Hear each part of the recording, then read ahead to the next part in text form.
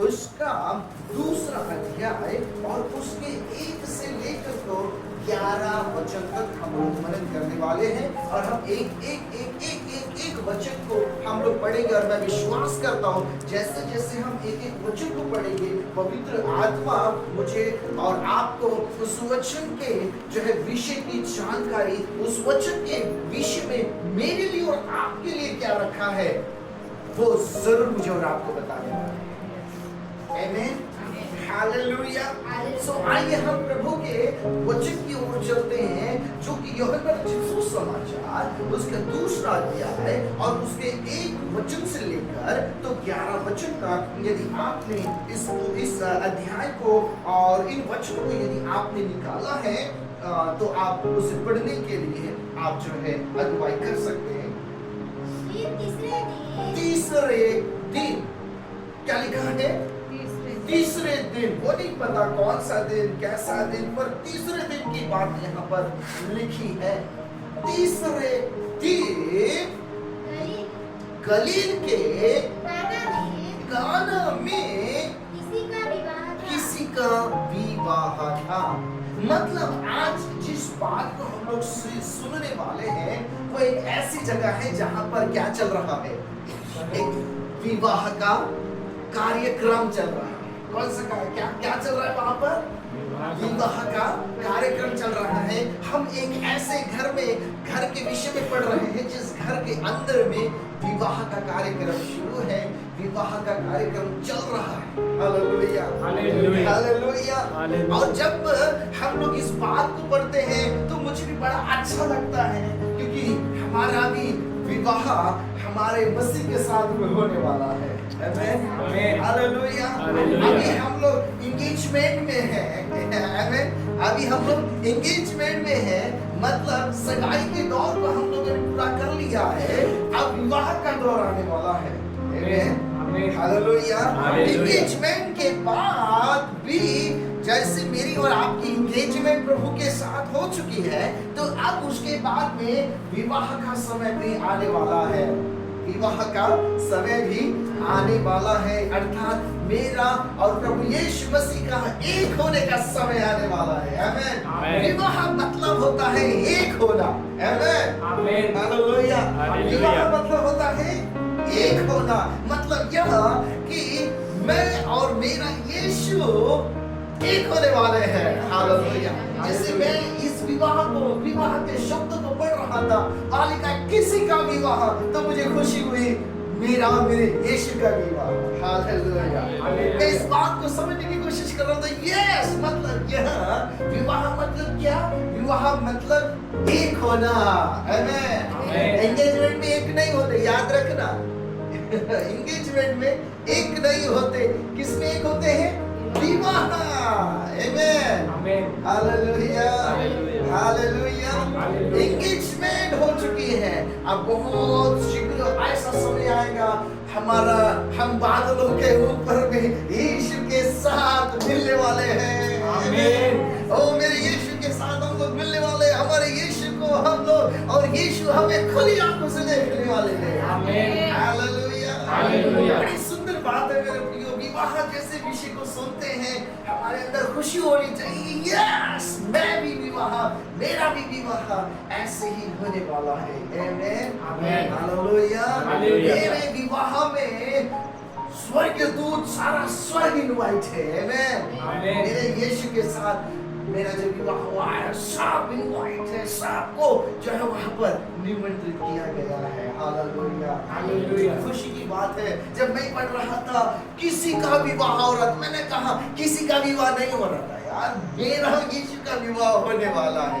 इस बात की खुशी मुझे होने लगी। वहां पर लिखा है किसी का विवाह, ऐसा लिखा है ना वहां पर, किसी का विवाह। मैंने कहा किसी का विवाह, वो वहां पर जरूर एक विवाह चल रहा है। फिर मेरे दिमाग में घूमने लगा, मेरे विचारों में घूमने लगा, यस मेरा भी विवाह। अभी मैं एंगेजमेंट में हूँ। आमीन, हालेलुया। फिर मैं एक हो जाऊंगा। ना ऐसा ही प्रभु के भी विचार हमारे प्रति ना होने पाए। जब विवाह हो रहा, विवाह होने वाला है तो यीशु कहने पर मैंने पूरी पवित्रता देखी है मेरी दुल्हन के अंदर में। आमीन, हालेलुया। हालेलुया। आगे चलते हैं हम लोग, आगे एक एक बात को हम लोग यहाँ पर देखेंगे। विवाह चल रहा है और हम इस समय किस घर में हैं? जहाँ पर विवाह का घर। कौन सा घर? विवाह का घर, जश्न का घर, खुशियों का घर है। विवाह मतलब होता ही यह है कि वहाँ जश्न होते हैं, वहाँ खुशियाँ होती हैं, वहाँ आनंद होता है। यस, होता है कि नहीं होता है? वहाँ पर हर एक चीज, हर एक बात वहाँ पर भरपूरी के साथ होती है कि नहीं होती है? यहाँ विवाह चल रहा है और विवाह चल रहा है, चलते चलते जो है एक बात यहाँ पर सीखने को मुझे मिलती है। बड़े ध्यान से आप सुनना, क्या लिखा है? विवाह चल रहा है और यीशु की माता और वहाँ थी यीशु की माता भी। मरियम, यीशु की माता मरियम कहाँ थी? उस विवाह में थी। कहाँ थी? उस विवाह में थी। कहाँ थी? अब आगे का शब्द बड़े ध्यान से सुनना, आगे का शब्द बड़ा सुंदर लिखा हुआ है। और यीशु और उसके चेले भी उस विवाह में निमंत्रित थे। उस विवाह में निमंत्रित थे। Hallelujah, hallelujah. विवाह में निमंत्रित थे। मैंने इस विषय पर सोचा, निमंत्रित। यीशु को क्या मिला था? न्योता मिला था, निमंत्रण मिला था। उनको ऐसा कहेंगे, कार्ड मिला था। इसको यीशु को कार्ड मिला था कि यीशु, आप हमारे घर में जो प्रोग्राम चल रहा है उस कार्यक्रम में हम चाहते हैं कि आपकी उपस्थिति हो। Hallelujah, hallelujah, hallelujah, hallelujah. कितने अच्छे लोग हैं ना, उन्होंने यीशु को जो है क्या किया? न्योता दिया। हर एक कामों में प्रभु यीशु मसीह को क्या करना चाहिए? न्योता देना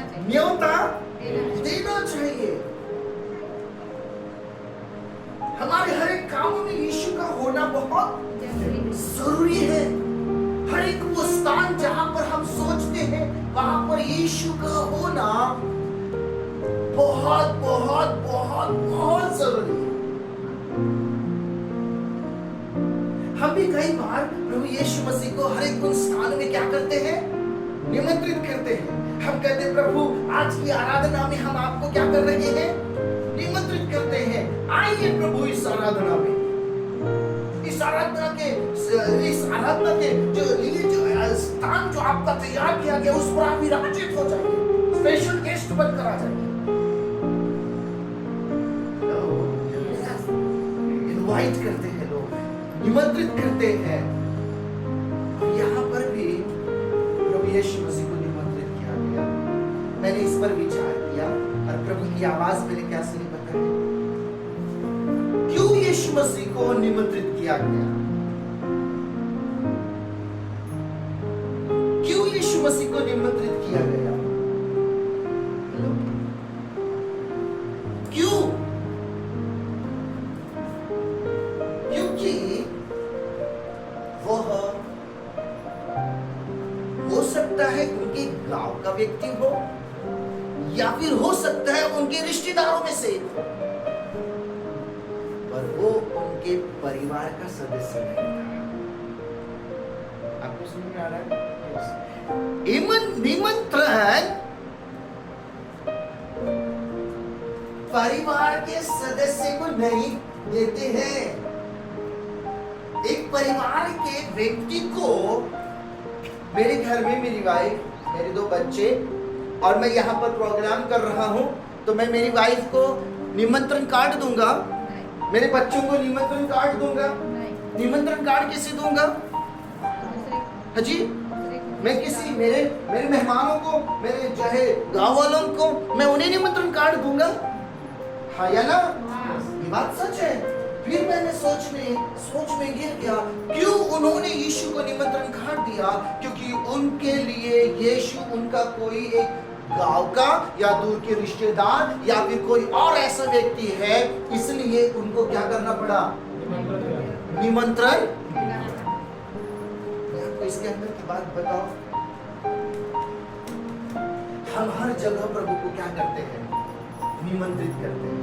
हे प्रभु तू आ जाइए, हे प्रभु तू आ जाइए, हे प्रभु तू आ जाइए, हे प्रभु आप आइए, हम आपको इनवाइट करते हैं। मैं आपको कहना चाहता हूँ, यीशु मसीह कोई गांव वाला मेहमान या रिश्तेदारों का दूर का मेहमान नहीं है, वो मेरा और आपका फैमिली मेंबर है। हमने यीशु को फैमिली मेंबर की नजर से नहीं देखते, हम प्रभु यीशु मसीह को एक परिवार के सदस्य के रूप में नहीं देखते। हम यीशु को oh please please come come come, you are special guest, आप स्पेशल गेस्ट बनकर आ जाए, आप इस शोभा को बढ़ाएं, इस कार्यक्रम को बढ़ाएं, या ऐसा करें या वैसा करें। मैं आपको कहना चाहता हूँ, इन निमंत्रण को देना छोड़कर इस बात को कहना चाहो, यीशु आप मेरे परिवार के सदस्य हो, ना के सदस्य हो, बल्कि मेरे परिवार के आप मुखिया हो। हमारी गलती क्या हो रही है पता है? हम गलती क्या कर रहे हैं? Please come. अच्छा मुझे बता, निमंत्रण देने वाले लोग आकर यही हमारे जीवन में हो रहा है, पता है? निमंत्रित अगर आप करते हो यीशु को अपने जीवन में, अपने घरों में, अपने काम काजों में, अपने व्यवसाय में, अपने किसी भी स्थिति, किसी भी जगह पर, यीशु आएंगे चले जाएंगे। क्या आप चाहते यीशु एक ऐसा मेहमान बने, आए और चला जाए? नहीं, उसे अपने परिवार का सदस्य बना लेना है। हालेलुया। इन लोगों ने निमंत्रित किया। मैंने कहा क्यों निमंत्रित किया? क्योंकि वो गांव का मेहमान है या फिर वो रिश्तेदारों में से किसी का कोई मेहमान है। परंतु मैं आपको कहना चाहता हूँ, मेरे लिए यीशु गांव के मेहमानों की लिस्ट में नहीं है, मेरे लिए यीशु दूर के रिश्तेदारों की मेहमानों की लिस्ट में नहीं है, मेरे लिए यीशु एक परिवार की लिस्ट में है। वो मेरा पारिवारिक सदस्य है। जैसे मेरी पत्नी मेरे लिए, जैसे मेरे बच्चे मेरे लिए है, ऐसे मेरा पिता, मेरा परमेश्वर, वो भी मेरे घर का सदस्य है। और वो ना बल्कि सदस्य है, बल्कि वो मुखिया है, हेड ऑफ द हाउस, घर का मुखिया। हमारी कमियां क्या रही है पता है? हमारी कमियां ये है कि हम यीशु को अपने घर का मुखिया नहीं बना रहे हैं। कौन चला रहा है? तो मैं चला रहा हूँ। कौन कर रहा है? तो यीशु कौन है? यीशु को जब मुझे जरूरत पड़ती है ना, तब वो इनवाइट होने वाला एक व्यक्ति है, एक सदस्य है। बाइबल में लिखा है, यीशु ने कहा, अब से मैं तुम्हें दास नहीं, चेला नहीं, बल्कि अपना मित्र, अपना दोस्त, अपना भाई। हालेलुया। बाइबल में लिखा है, यीशु मसीह के द्वारा हमें परमेश्वर को क्या कहने का अधिकार मिला? पिता कहने का अधिकार मिला है। क्या आप लोगों को समझ में आ रहा है? बहुत ज्यादा घूम तो नहीं रहे हैं ना? मैं आपको सच कहना चाहता हूँ, बड़े ध्यान से सुनना मेरे प्रियो। हम गलतियां करते हैं। हम इतनी गलतियां कर रहे हैं कि अपने परिवार के अंदर में यीशु एक मानो गेस्ट के समान है। जरूरत पड़ी, जैसे हम डॉक्टर के पास जाते हैं, तो जरूरत पड़ी तो वैसे हम यीशु के पास जाते हैं। जरूरत पड़ी तो जैसे हम किसी व्यक्ति के पास जाते हैं, जरूरत पड़ी तो हम किसी बड़े व्यक्ति को बुलाते हैं, वैसे हम यीशु को बुलाते हैं। मेरे प्रियो, यीशु को बुलाने वालों में से, यीशु को बुलाने वाले लोगों में से मत रखो, यीशु को अपने घर का मुखिया बना। यीशु को, मेरे परमेश्वर को अपने घर का इनवाइटी मेंबर मत बनाओ, बल्कि अपने घर के अंदर रहने वाला व्यक्ति बनाओ। जब मैं यहाँ पढ़ रहा था, और उस विवाह के घर में यीशु को क्या किया गया? निमंत्रित किया गया। क्यों निमंत्रित किया गया भाई? इसलिए निमंत्रित किया गया क्योंकि वो कोई मेहमान था। ये यीशु आज यहाँ पर आपके लोग एकत्रित हुए हैं, हम आपको भी आमंत्रित करते हैं। क्यों आमंत्रित करते हो? आमंत्रण निमंत्रण नहीं चाहता, वो चाहता है कि आपके और मेरे परिवार का हेड बन जाए, वो आपके और मेरे परिवार का मुखिया बन जाए। आज कई घरों में प्रॉब्लम क्या चल रही है पता है? प्रॉब्लम ये है कि यीशु घरों का सदस्य नहीं है। आज चला कौन रहे हैं? मैं चला रहा हूं। काम कौन कर रहा है? मैं काम कर रहा हूं। याद रखना, जिस घर के अंदर में यीशु मुखिया नहीं है, उस घर के अंदर में समस्याओं के अलावा कुछ नहीं। समस्या आई तब यीशु को इनवाइट क्यों करते हैं? यीशु है, आपके घर का सदस्य यीशु है और प्रभु है, मेरा परमेश्वर है। उसे सदस्य के रूप में कैसे ट्रीट करें हम यीशु के साथ में? यस, वो मुझे देख रहा है। अगर मैं मेरी बहू के साथ लड़ रहा हूं तो कौन देख रहा है? क्यों? क्योंकि वो मेरी घर में, आपके घर में आपका बेटा है, आपकी बहू है, आप भी आपका नाती है। आप अपने बेटे के साथ लड़ाई लड़ रहे, कौन सुन रहा है? नहीं ना, आप गलत हो। मैंने 4 ही लोगों के नाम लिया, 5वें का नाम नहीं लिया। नहीं, सुनो मेरी बात, आप सुनो। आपके घर में आपका बेटा है, आप है, आपकी बहू है, आपका पोता है, आपका और आपके बेटे के साथ बातचीत चल रही है तो कौन सुनेगा? बहू और नाती सुनेगा कि नहीं? मैं आपको कहना चाहता हूँ, अगर यीशु आपके घर का सदस्य है तो वो भी आपकी घर की आवाज जो चल रहा है, चाहे वो प्यार भरी बातें चल रही हो, चाहे वो झगड़े भरी बातें चल रही हो, वो यीशु सुन रहा है।